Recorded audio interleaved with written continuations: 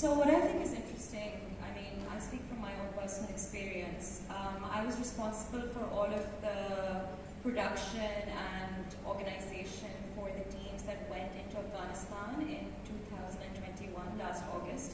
And I think it does make a difference sometimes to have the backing and the safety standards of a larger organization. I mean, I don't know what Anas's experience was or what Zahar's was in that scenario, but this is something that I've learned is that there's strict forms that you need to fill in. There's always this compulsion that we're always told by the desk that, you know, your safety comes first before the story.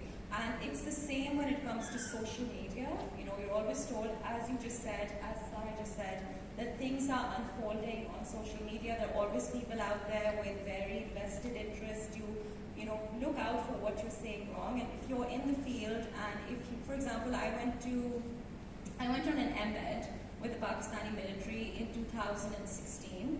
I believe that's when the surgical strikes had happened. And I said something which was that this isn't what it appears to be.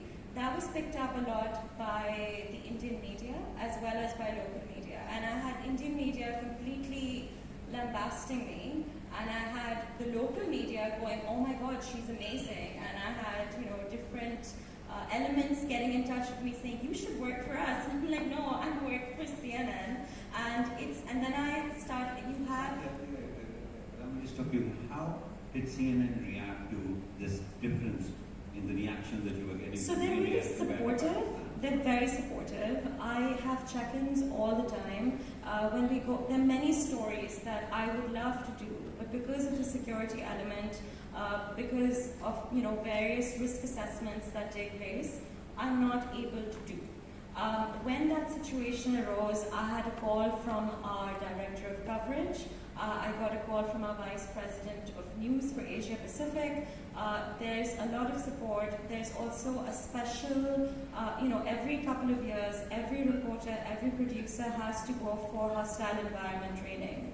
And we laugh about it because they actually, you know, they kidnap you and they recreate different scenarios. But yeah, so it's horrible. It's just like, what is happening? You know, you're tied up and stuff. But those are important, and especially in a digital age, we have special, you know, digital consultants that work within the company that teach you, you know, I have people messaging me in my Twitter DMs calling me horrific names because I'm a woman as well, and at the same time, you know, they was like, okay, so this is what you need to do to protect your inbox.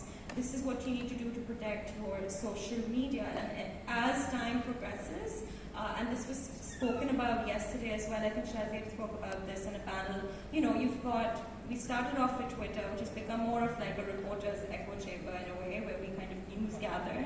But you've got Instagram, you've got now TikTok, where Gen Z kind of gets their news. And so because CNN is multi-platform and it's pronged in different ways, as the BBC is as well, and other various organizations, you're constantly having to teach yourself, and there are constantly new elements being set up within the company to kind of counter and make sure that you're safe and aware of what you need to do to be safe on all these platforms. Excellent. This is really, really